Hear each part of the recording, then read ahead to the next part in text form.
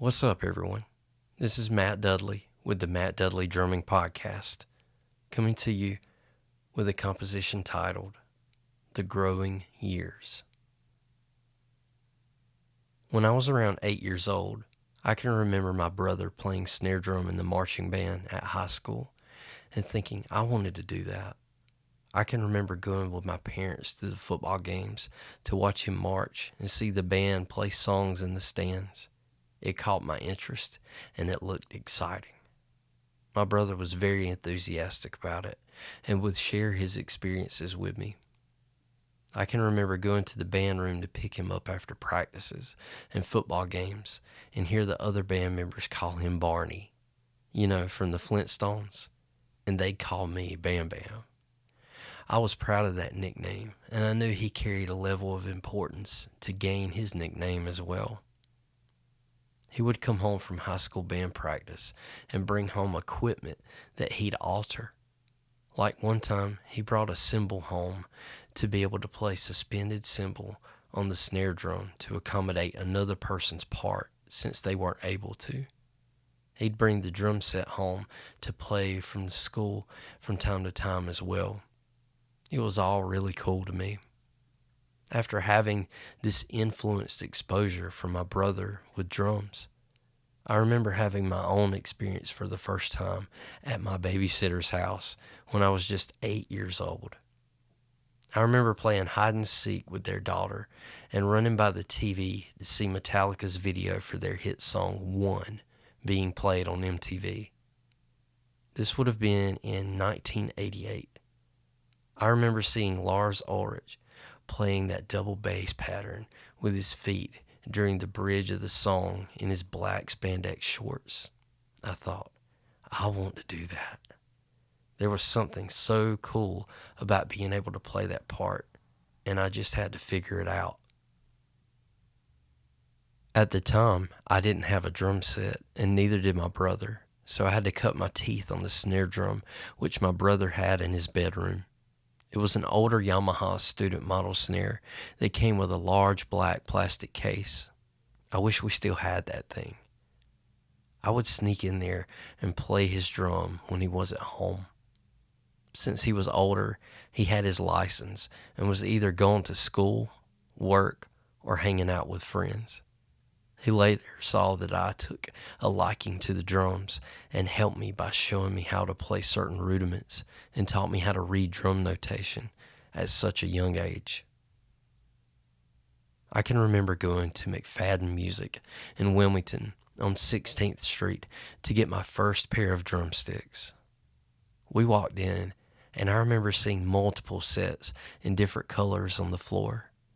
There was a cymbal rack also, and I can remember a guy in a black tuxedo trying them out, possibly before a gig. I went to the drumstick section and ended up grabbing a pair of ProMark 7As. Remember the ones with the sumo wrestler on them? That was my first ever pair of drumsticks. I think they also were nylon tip. I would use these sticks for a few years until I was old enough for 7th grade band. Not sure whatever happened to them, but I wish I still had my first pair of sticks as a keepsake. Just a word of advice. If you're starting to play drums, be sure to keep your first pair of sticks, even if you break them. You'll be happy you did. In maybe 1995, I can remember sitting in the auditorium of my middle school for a seminar they had put together for students wanting to join band. This was a demonstration that was put on by one of the reps for McFadden Music. We sat in the auditorium while the representative walked onto the stage to play each instrument to entice our decision on which one we'd pick. Honestly, I can remember him playing the Jeopardy theme on the flute and thinking, that was so cool, and wondering if that's something I'd want to do. You see, I knew the band director, which was my brother's band director. He was a very stern man that also had a great sense of humor. I remember telling him, I thought about the flute, and he said, you get your butt out of here. He knew I was supposed to play the drums just like my brother, and he wasn't going to let me live it down. Disclaimer: it is totally cool to play flute if that is your heart's desire. In 1996, I started middle school band where I had a Yamaha snare drum in one of those big black thick plastic cases, just like my brother's, to haul around with my book bag. I remember it being an issue to carry around from class to class. I loved band though. I remember only being excited to go to band and not school. It was the highlight of my day. It was my thing. I felt like I was in my element, and it was something I could work towards while being a part of a team and also without being a part of a team. It was my outlet as a teenager. Well, that and skateboarding. Skateboarding and drumming. While I was starting my drumming journey, I had picked up skateboarding. I can remember seeing the movie Gleaming the Cube with Christian Slater and thinking it looked so cool to me. I wanted to learn all the tricks and wear all the rad skater clothes and have the look, you know? Keep in mind, this is when I was around 12 years old, just hitting puberty and trying to find my identity. I remember my mom taking me one day to get my first deck from Hot Wax Surf Shop in Wilmington, North Carolina. It was a Powell Peralta deck with one of the Killer Clowns from outer space on it. I had Venture trucks and Powell clear green wheels. I thought I was the coolest kid in the world. I took my board with me everywhere and would skate on sidewalks, parking lots, and anywhere else with a smooth, flat surface. I had no clue how to do tricks and had nothing as a reference other than a few skate magazines. One day in middle school, I was asked to help a new classmate by showing him around the school and making him feel welcome. His name was John, and he had come from another school just a town over. I quickly found out that John was into skating and playing guitar. So we started talking about skating after school and playing music on the weekends once I could get a drum set. Once I started skating with John, he knew a plethora of tricks and showed me the basics that I needed to perform certain maneuvers. This was such a fun and exciting time for me because it not only opened a world of possibilities on the skateboard, but it also opened up my world to drumming. The fact that you attempted a trick numerous times, falling and getting hurt and picking yourself back up and repeating the process over and over again, and then finally executing the trick perfectly. It was a learning process that taught you how to disregard failure. Failure was not an option, only repetition through numerous attempts until you got it. It taught me the most important lesson in life. Never give up, because you never know just how close you are to getting it right. Keep going. Getting my first kit. Through the next few years, I would visit music stores and look at drum kits. Each music store always had those free drum catalogs from all of the name brand drum makers like Pearl, Tama, Ludwig, etc. I would grab a free catalog each time, and eventually I'd have a collection of them by my bedside to look at and dream of having my very own one day. My brother at the time purchased his first kit where he was playing with a traveling gospel band. It was a Pearl Export kit with a purple wrap with Sabian cymbals. I can remember going to see him perform, and he'd let me play on his set, and that helped me in my search for my first kit. Not sure if those of you listening remember the popularity of the Pearl Export kit, but they were everywhere, and most drummers had one. I saw those kits in churches, school band rooms, and every music store I had walked into. They were one of the most well-built kits for the price and sounded amazing if you knew how to tune. They also had a lot of color options for those of us with aesthetic cravings. In November of 1996, I was in band class in middle school, waiting for the bell to ring. The clock strikes 2:55, and the sound of the bell goes off. It's time to get out of school for the day and go home. To my surprise, though, when I got in my mom's car, she said, "We're going to Wilmington to McFadden Music to get your first drum set for your birthday." I was more excited than anything I could ever remember. I couldn't wait to see what they had and wondered what I would end up with as my first kit. When we arrived at McFadden Music, it was already getting dark, and I can remember walking through the front door, looking towards the drum section, and seeing all the different kits. It's kind of hard to remember exactly what was there, but I remember there being a red pearl export kit and a Pacific blue export kit. I knew that's what I wanted, so I chose the blue one and a pack of Sabian B8 cymbals. The kit came as a 5-piece with a 16 by 22 inch bass drum, 12 by 10 and 13 by 11 inch rack toms, a 16 by 16 inch floor tom, and a 14 by 6.5 steel snare drum. It also had a hi-hat stand, bass drum pedal, throne, and a straight cymbal stand and boom cymbal stand. I couldn't wait to get home to put everything together and get it set up in my bedroom. Once I got home, I unloaded all of the boxes out of my mom's car and into my bedroom and began to unbox the shell pack. Each drum had to have the heads put on and tuned, so I began unwrapping each drum head and matching them to each drum.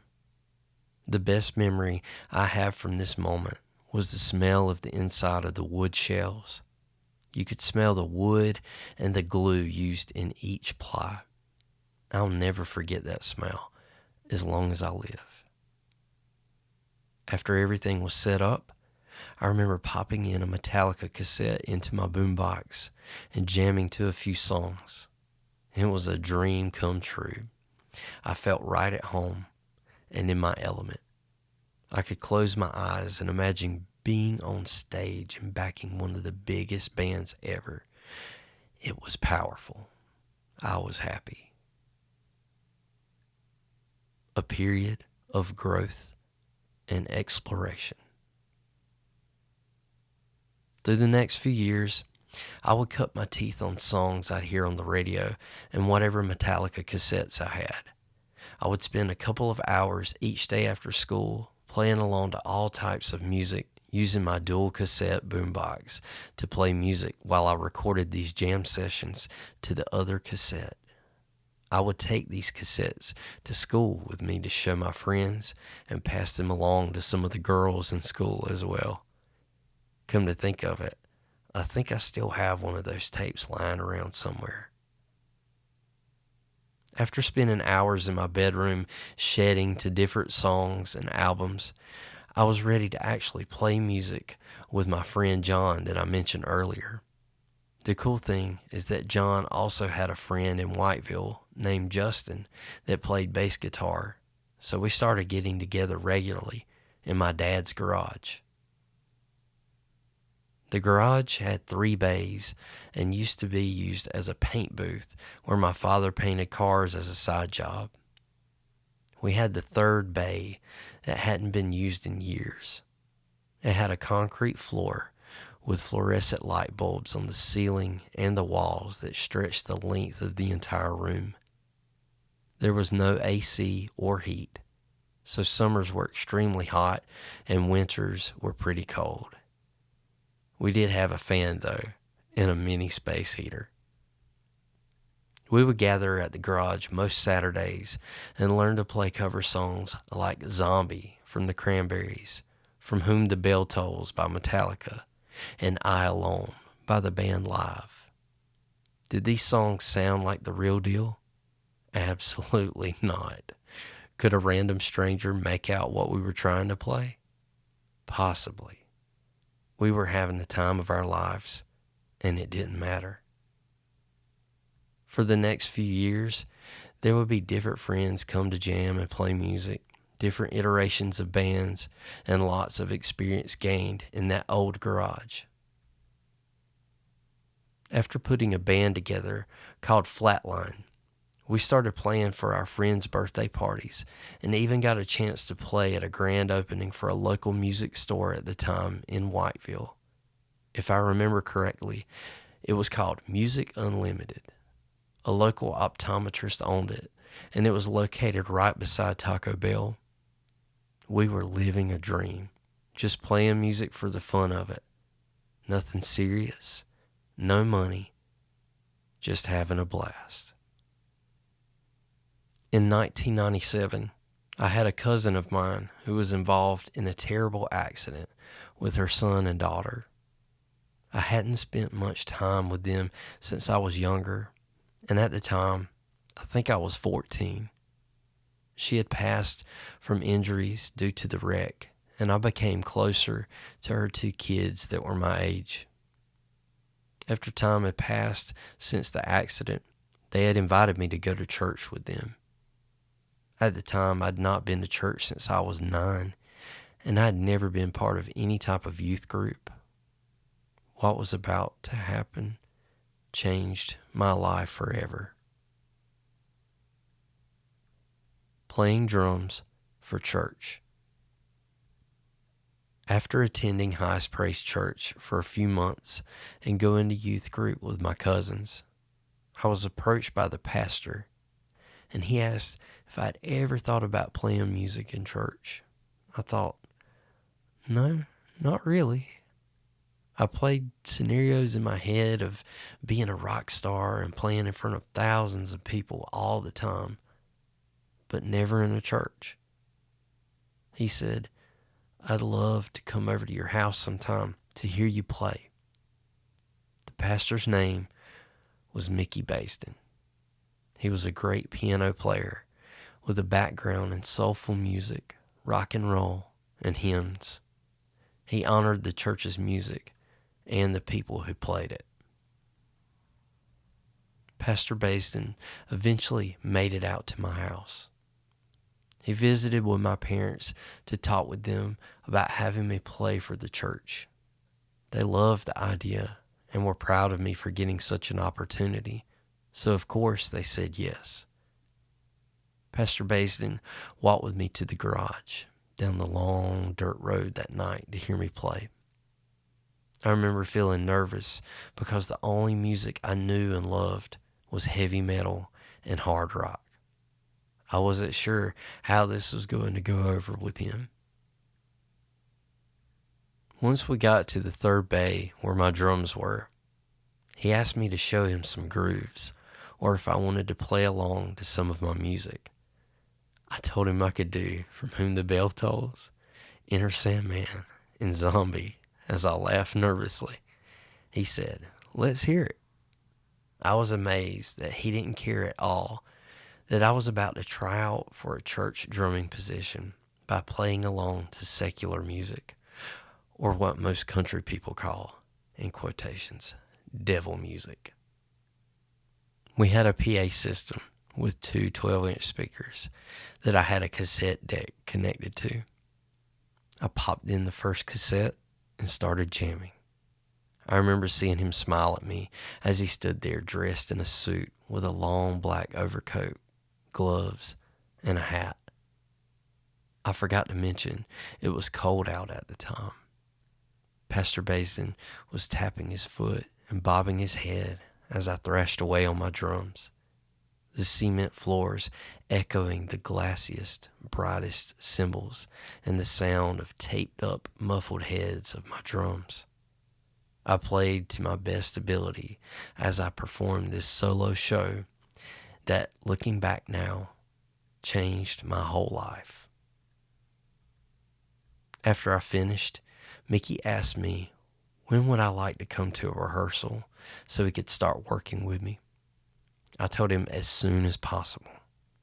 I was nervous because it was something brand new and I'd be playing in front of people for the first time.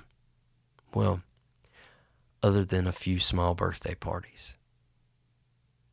After that audition that night, I began to play at church and gain experience through each session at Highest Praise Church. It was one of the turning points in my life that would set the tone for what my future would entail. High school marching band and my first serious band.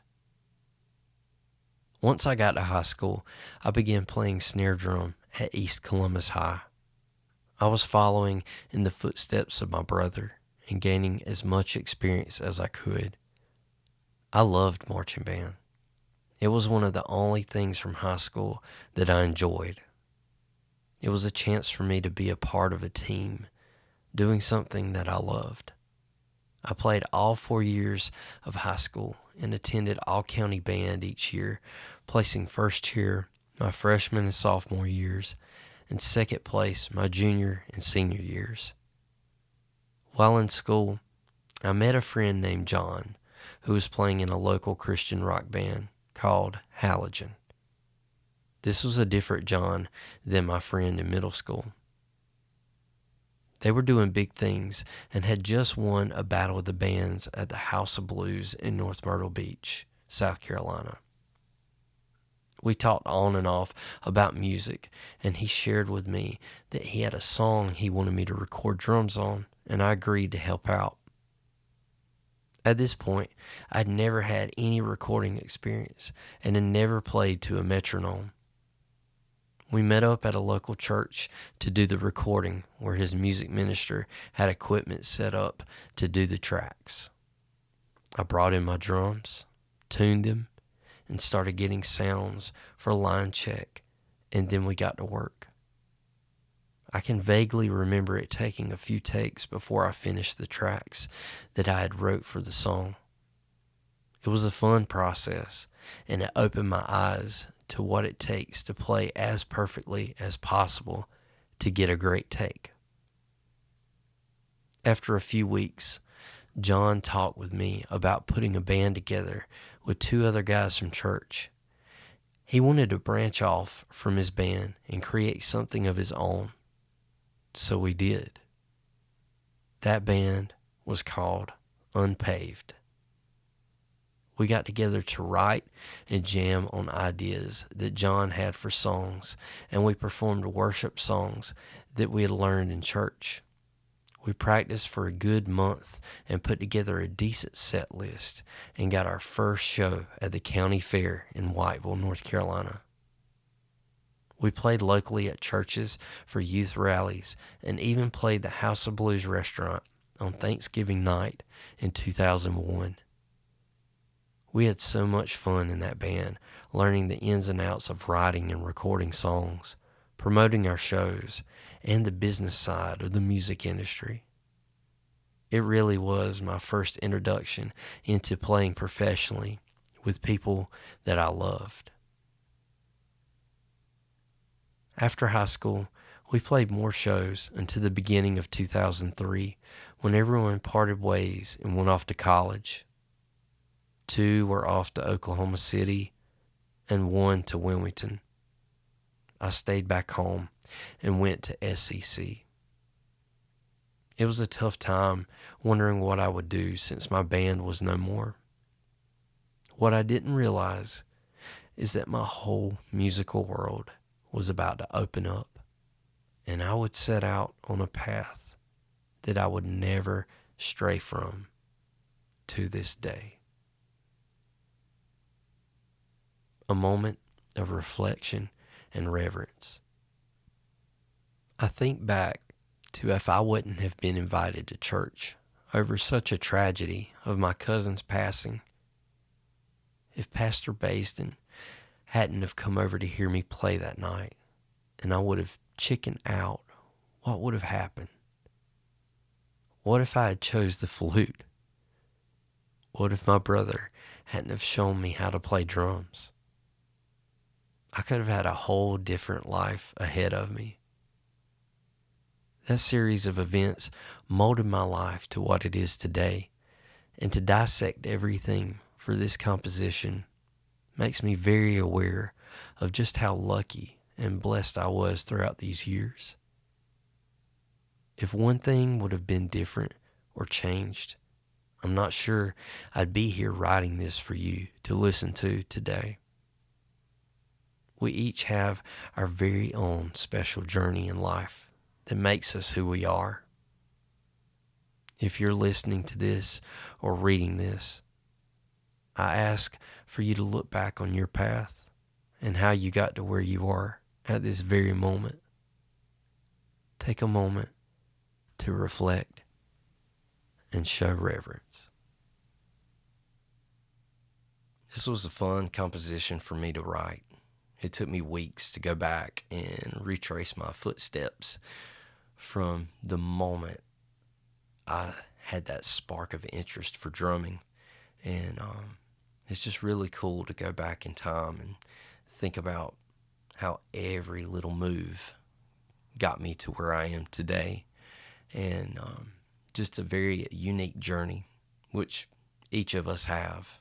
And I think we get so focused on the future, looking ahead, that we forget to take a moment to appreciate the journey that's got us to where we are at this very moment, and having that moment of reverence, appreciation, gratitude. So if you have a moment, sit back and think about how far you've came. Be grateful of where you are and where you're going. And again, thank you so much for taking the time to listen. Share this episode with a friend. And until next time, I'll see you later.